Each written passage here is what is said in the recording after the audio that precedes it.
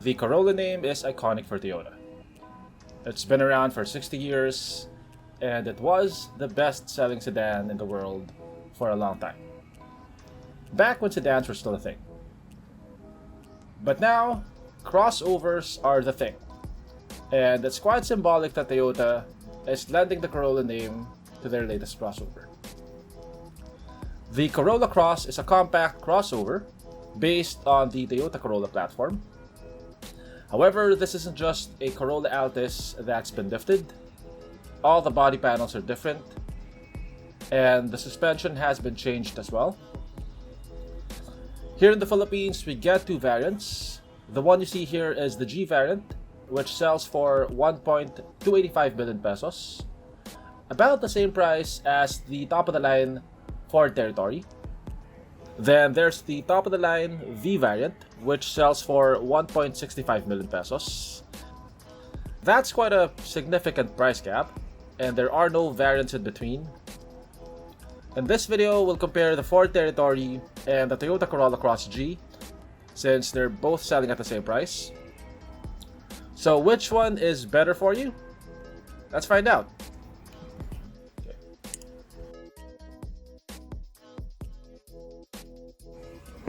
Exterior. The Corolla Cross looks like a smaller RAV4. It looks like they sanded down the RAV4's sharp ridges to make the Corolla Cross look more rounded and smooth. I like the new headlights. They're more curvy but still aggressive looking. This G variant gets projector halogens, while the V variant gets projector LEDs. You have this large grille at the center, painted in gloss black. At the sides, you have these C-shaped contours which accentuate the fender bulges. The G variant gets 17-inch wheels, while the V variant gets 18s.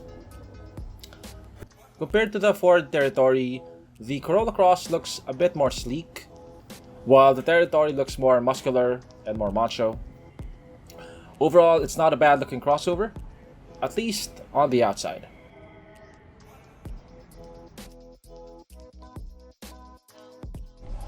Okay, so this is the interior of the Toyota Corolla Cross. Compared to the Ford Territory and the Geely Coulee, this looks a bit more basic.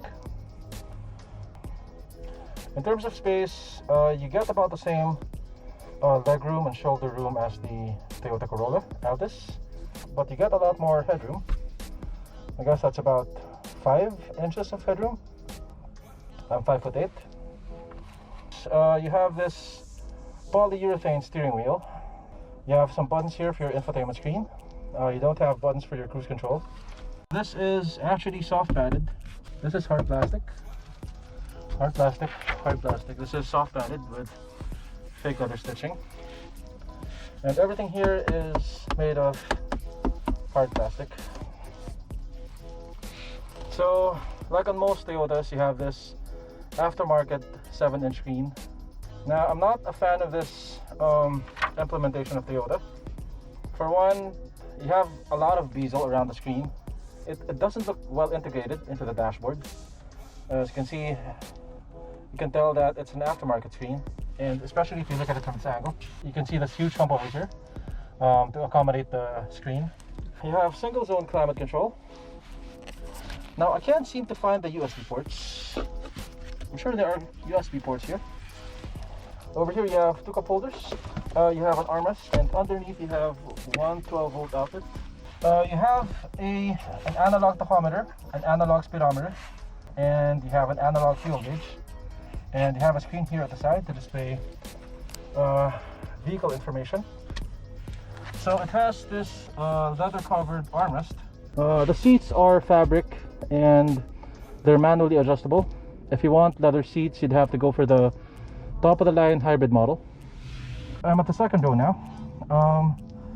In terms of legroom, I'd say it's about the same as the Toyota Corolla Altis, or maybe a bit more. But I have a lot more headroom. I have about 3 inches of headroom. You don't get a lot of toys here. You don't have aircon vents, you don't have USB ports, and you don't have 12-volt outlets. You do get a center armrest though, with 2 cup holders. Now this G variant seems to be a bit inferior to its competition in terms of features, interior quality, but it has one very important feature, and here it is. This is called the Toyota badge. Toyota badge. Toyota badge. And that's something that the Ford Territory or the GD Coolray doesn't have. And for a lot of people, this is the most important consideration. Since the Toyota Corolla Cross G is priced about the same as the top-of-the-line Ford Territory Titanium, we'll compare the two variants, but we'll also include the base model of the Territory in the comparison because I think it is also superior to the Corolla Cross G in a lot of ways. Interior. It's not even close. Even the base model of the Territory has a luxurious interior. This interior looks pretty bland and basic. The steering wheel is one of the cheapest looking in the segment. If they added silver accents or gloss black accents to it, it wouldn't look like it's molded in one piece of solid plastic.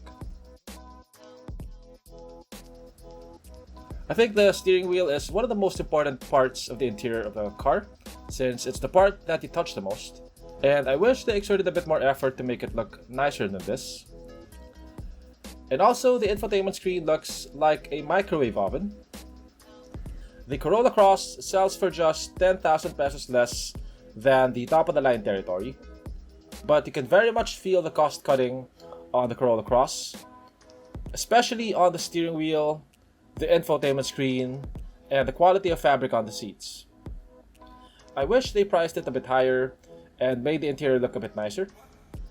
I mean, people are willing to pay a premium for the Toyota badge anyway. Hands down, the Territory wins this one. Features. All variants of the Territory get a panoramic sunroof, a high-resolution 10-inch screen which looks well integrated into the dashboard. All variants get leather seats, rear aircon vents.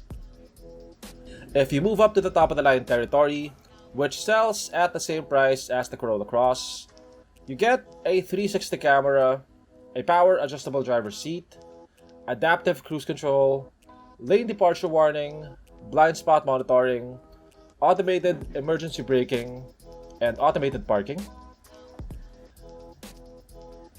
The 1.2 to 1.3 million price bracket is very competitive right now, with high-tech crossovers like the Coolray, the Chery Tiggo 8, and the Ford Territory eating up the market share of mainstream Japanese brands.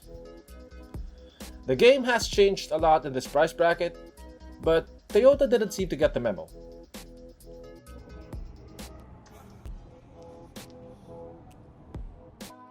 Mechanicals. The Territory and the Corolla are pretty evenly matched when it comes to the engine and transmission. The Corolla G gets a 1.8-liter 4-cylinder engine, which produces 138 horsepower. And like the Territory, the Corolla Cross also gets a CVT. While the Corolla Altis has a double wishbone suspension at the back, the Corolla Cross gets a simpler torsion beam suspension at the back.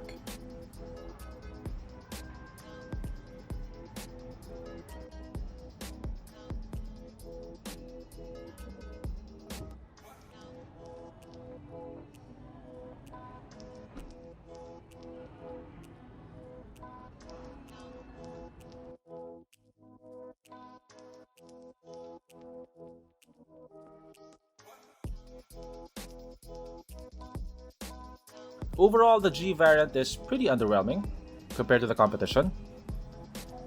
But I'm quite excited about the hybrid variant.